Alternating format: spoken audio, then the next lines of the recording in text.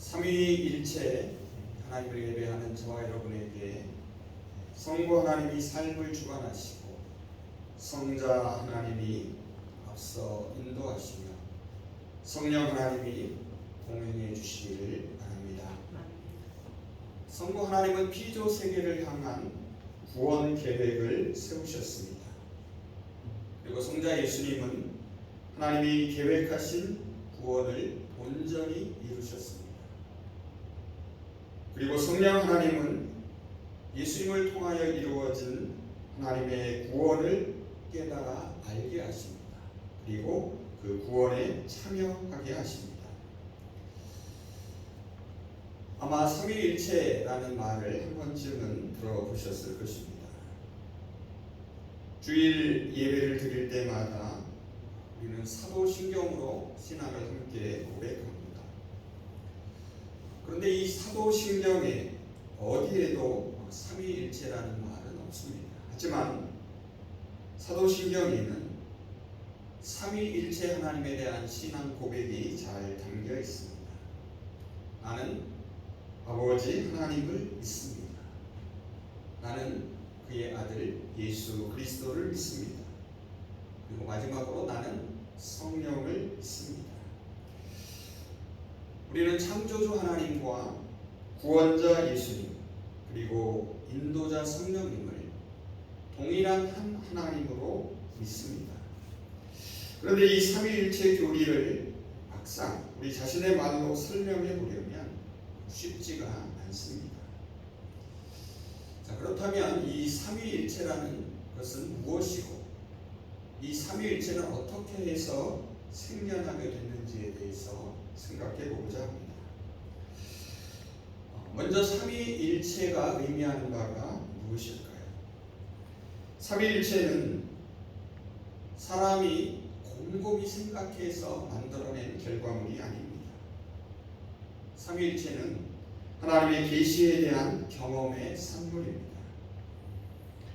성부, 성자, 성령의 삼위일체 하나님은 처음부터 사람의 머릿속에 있었던 것이 아닙니다. 오히려 성령을 통하여 하나님이 성부, 성자, 성령 삼위일체로 역사하신다는 사실을 알게 된 것입니다. 그리고 사람들이 그것을 설명하고 표현해낸 말이 바로 삼위일체입니다. 그런데 이 삼위일체라는 하나님에 대한 이해는 아주 독특한 것입니다.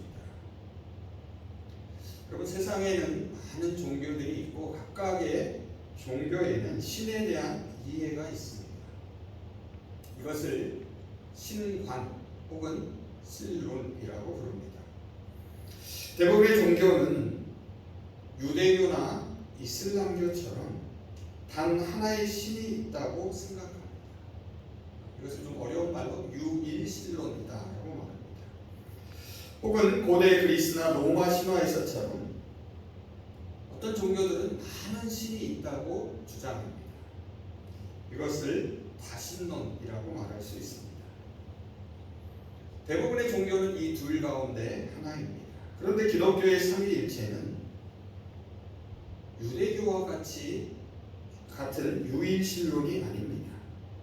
그렇다고 로마나 그리스처럼 다신론도 아닙니다. 성부, 성자, 성령의 삼위일체론입니다. 삼위일체론은 기독교가 유일신을 믿는 유대교의 아류로 빠지는 길을 막아주었습니다. 또한 동시에 그리스 로마의 신화와 같은 다신론적 한계로부터도 벗어나게 해주었습니다.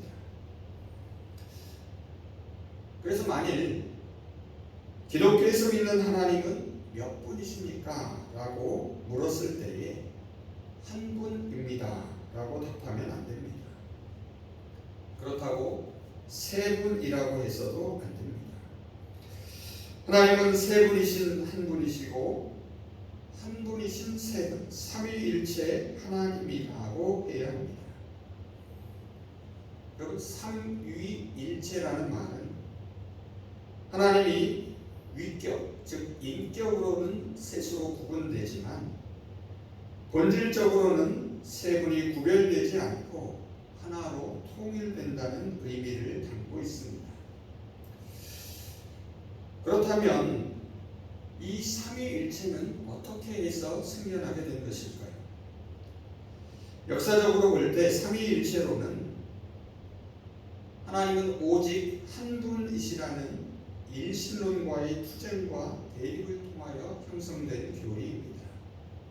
여러분도 잘 아시다시피 예수님의 제자들과 초대교회 교인들은 대부분 유대인들이었습니다. 이들은 오직 여호와 하나님 한 분만을 믿었습니다. 그런데 놀랍게도 이들이 예수 그리스도와 성령을 경험하게 됩니다.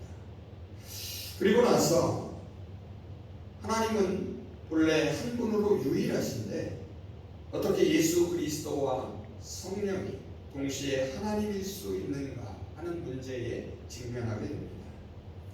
그리고 오랜 논의 끝에 초대교회가 선택한 해결책이 바로 삼위일체입니다. 그래서 삼위일체로는 성부 하나님뿐 아니라 성자 예수 그리스도와 성령님도 동일한 하나님이심을 강조합니다. 그것은 성자 예수 그리스도의 역사와 오순절 이후 성령의 경험을 통하여 알게 된 세 분 하나님에 대한 인식과 경험의 근거를 둡니다.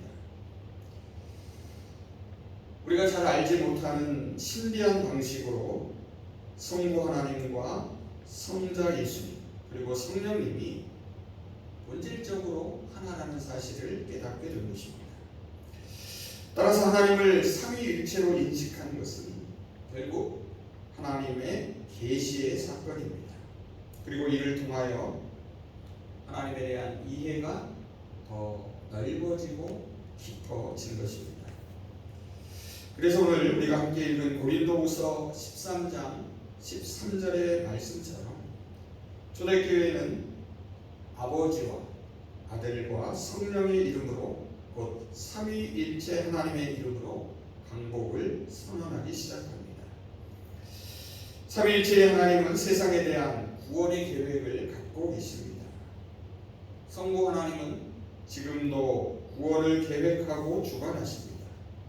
성자 하나님은 그의 공생의 사역과 십자가 그리고 부활을 통하여 인간에게 구원의 길을 구체적으로 제시하셨습니다. 성령 하나님은 진리와 생명의 영으로 이 구원의 역사에 참여하십니다. 이렇게 삼위일체로서의 하나님은 한결같이 구원의 역사에서 서로 하나 되어 일하십니다. 지금도 일하시고 앞으로도 일하실 것입니다. 그런데 여러분 여기서 주목할 것이 있습니다. 삼위일체의 하나님은 본질상 아버지와 아들과 성령이 유기적으로 다른 분들과 관계되고 서로 연결되어 있다는 사실입니다. 이 말은 홀로 계시는 것이 아니라는 말입니다. 만일 이 세 분 가운데 한 분이라도 계시지 않으면 다른 두 분도 존재할 수 없습니다. 그리고 어떤 일을 할 때에도 결코 홀로 일하지 않습니다. 언제나 다른 두 분과의 관계에서 함께 일하십니다. 따라서 세 분이 한 분이시라고 할 때에 그 한 분은 유기적 차원에서 한 분이신 것입니다. 성경에 의하면 아버지의 일은 결코 아버지 혼자의 일이 아닙니다. 아들의 일도 결코 아들 혼자의 일이 아닙니다. 앞서 말씀드린 대로 한 분의 일은 항상 다른 분들과 함께 이루는 일입니다. 그래서 창세기 1장을 보면 세상을 창조하실 때에도 세 분이 함께 일을 하셨습니다. 오늘 우리가 함께 읽은 창세기 1장 1절 이하의 말씀이 이를 잘 보여줍니다. 태초에 하나님이 천지를 창조하셨다. 땅이 혼돈하고 공허하며 어둠이 깊음 위에 있고 하나님의 영은 물 위에 움직이고 계셨다. 하나님이 말씀하시기를 빛이 생겨라 하시니 빛이 생겼다. 그 빛이 하나님 보시기에 좋았다. 성부 하나님의 천지를 창조하실 때 하나님의 영인 성령이 함께했고 또한 말씀이신 예수 그리스도를 통하여 빛을 만드셨음을 보여줍니다. 이 사실을 요한복음 1장 1절에서 4절이 또한 분명히 밝히고 있습니다. 요한복음 1장 1절에서 4절입니다. 태초에 말씀이 계십니다. 이 말씀이 하나님과 함께 계셨으니 이 말씀은 곧 하나님이십니다. 그가 태초에 하나님과 함께 계셨고 만물이 그로 말미암아 지은 바 되었으니 지은 것이 하나도 그가 없이는 된 것이 없느니라. 그 안에 생명이 있었으니 이 생명은 사람들의 빛이라. 여러분, 삼위일체로는 어떤 관념적이고 추상적인 그리스도의 교리를 그럴듯하게 설득하려고 만든 것이 아닙니다. 예수 그리스도와 성령의 경험을 통하여 하나님에 대한 인식의 지평이 넓어진 결과물입니다. 전지전능하신 성부 하나님이 인간의 몸을 입은 예수 그리스도를 통하여 인간의 역사 안으로 들어오셨습니다. 그리고 부활 승천하신 후에 친히 약속하신 생명과 진리의 영인 성령을 통하여 우리 가운데 함께 하십니다. 이러한 삼위일체의 하나님은 만물을 충만하게 하는 생명의 영입니다. 창조의 영이며 진리의 영이며 사랑의 영입니다. 그래서 우리 그리스도인들이 하나님을 삼위일체의 하나님으로 믿는다는 것은 예수님이 십자가에서 고통당하신 것처럼 인간의 역사 속에서 고통당하는 이들을 돌보는 것입니다. 또한 하나님을 삼위일체 하나님으로 믿는다라는 것은 생명의 영이 성령이 주시는 생명의 풍성함으로 이 세상을 채워가는 것이기도 합니다. 자, 그렇다면 이제 우리가 하나님을 삼위일체로 믿는 것이 왜 중요한지에 대하여 알아보겠습니다. 삼위일체의 하나님에 대한 이해가 우리의 삶과 신앙에 어떤 의미가 있고 영향력이 있는가를 살펴보고자 합니다. 삼위일체가 중요한 까닭은 하나님을 바르게 이해하는 것이기 때문입니다. 하나님은 성경과 예수 그리스도를 통하여 하나님의 본질적 구조에 대해 나타내 보여주셨습니다. 그래서 삼위일체는 하나님의 본질적 구조에 대한 진리입니다. 하나님이 참으로 어떤 분이신가 하는 하나님에 대한 바른 이해는 먼저 하나님과의 살아있는 관계를 위하여 중요합니다. 그리고 또한 그리스도인으로서의 바른 삶을 위해서도 중요합니다. 그럼 왜 그렇습니까? 하나님에 대한 바른 이해는 우리 그리스도인으로서의 바른 삶과 분리되지 않고 서로 연결되어 있기 때문입니다. 하나님을 삼위일체로 이해하는 것은 하나님을 초월적이고 절대적이고 멀리 계신 분이 아니라 역사적이고 제한적이고 가까이 계신 하나님으로 이해하는 것을 의미합니다. 하나님의 구원이 저 멀리 하늘에서 이루어지는 것이 아니라 바로 여기 땅에서 시작됨을 보여줍니다. 하나님이 이루어 가시는 구원은 하나님의 나라입니다. 하나님의 나라는 하나님이 통치하고 다스리는 세계에 참여하는 것입니다. 하늘의 하나님은 이 땅에 사람의 몸을 입고 예수 그리스도로 오셨습니다. 그리고 성령을 통하여 지금도 다스리고 계십니다. 그래서 삼위일체의 하나님은 늘 소통하며 우리의 미래를 열어놓으시는 분임을 보여줍니다. 우리의 미래를 열어놓으시는 하나님은 우리의 반응을 언제나 기대하시는 분이십니다. 그래서 삼위일체의 하나님은 저와 여러분의 미래를 만들어 가시는 하나님이십니다. 또한 삼위일체는 성부 하나님이 홀로 독자적으로 절대적인 존재가 아님을 보여줍니다. 언제나 아들 예수 그리스도와 성령과의 소통을 통하여 참된 하나님을 이루십니다. 이것은 결국 표현이 좀 이상하지만 하나님의 의존적 성격을 의미합니다. 여기서 우리가 기억할 것이 바로 말씀과 사랑입니다. 하나님은 말씀하시는 하나님이십니다.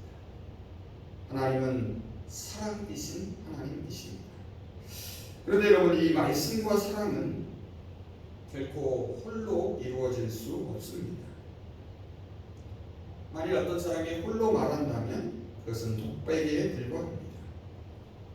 만일 혼자 사랑한다면 그것은 이기적인 자기 사랑에 불과합니다. 성부 하나님은 사랑이십니다. 요한일서 4장 8절입니다. 사랑하지 아니하는 자는 하나님을 알지 못하나니 이는 하나님은 사랑이십니다. 그리고 이어지는 16절에서는 하나님이 우리를 사랑하시는 사랑을 우리가 알고 믿었느니 하나님은 사랑이시라. 사랑 안에 거하는 자는 하나님 안에 거하고 하나님도 그의 안에 거하신다라고 말합니다. 여러분, 사랑은 관계에서만 가능합니다. 아버지는 아들을 사랑합니다. 그리고 아버지와 아들은 성령을 사랑합니다. 성자 예수님은 말씀이십니다. 여러분, 말씀도 관계에서만 가능합니다. 아버지는 아들에게 말합니다. 그리고 아버지와 아들은 성령에게 말합니다. 창세기 1장 26절에서 하나님은 우리의 형상을 따라 우리의 모양대로 우리가 사람을 만들자라고 말씀하십니다. 이 우리라는 말에서 서로 소통하는 삼위일체의 하나님을 발견하게 됩니다. 우리가 사랑하고 말하는 이유와 어떻게 사랑하고 어떻게 말해야 하는가는 바로 이 삼위일체 하나님 안에 있습니다. 삼위일체의 신비란 하나님이 완전하신 분이라는 계시입니다. 세 분의 인격이 한 존재 안에서 서로 사랑하고 서로 말씀하는 관계로 공존하십니다. 그래서 하나님의 말씀은 결코 독백이 아닙니다. 듣는 이가 있고 반드시 이루어집니다. 하나님의 사랑은 이기적인 자기 사랑이 아닙니다. 다른 존재에 대한 사랑이기에 언제나 사랑받는 이가 있습니다. 그리고 그 사랑은 또 다른 사랑을 낳습니다. 또한 삼일체 하나님 안에는 위엄과 신비가 공존합니다. 우리 인간의 생명 이전에 사랑이 있었습니다. 우리의 존재 이전에 말씀이 있었음을 깨닫게 합니다. 이제 말씀을 정리해 보겠습니다. 하나님을 삼위일체로 이해하는 것은 사람이 생각해낸 결과물이 아닙니다. 하나님의 계시에 대한 경험의 산물입니다. 성자 예수 그리스도의 역사와 오순절 이후 성령의 경험을 통하여 알게 된 세 분 하나님에 대한 인식과 경험의 근거를 둡니다. 이것은 하나님이 친히 계시를 통하여 우리에게 깨닫게 하신 하나님에 대한 더 깊고 넓은 이해인 것입니다. 여기서 주목할 것은 하나님은 아버지, 아들, 성령이 유기적으로 다른 분들과 관계되고 연결되어 있다는 것입니다. 그래서 존재적으로 한 분이 안 계시면 다른 두 분도 계실 수 없습니다. 또한 기능적으로 한 분의 일은 다른 두 분과의 관계 안에서만 일을 하십니다. 우리가 하나님을 삼위일체로 이해하는 것은 하나님을 초월적이고 절대적이고 멀리 계신 분이 아니라 역사적이고 제한적이고 가까이 계신 하나님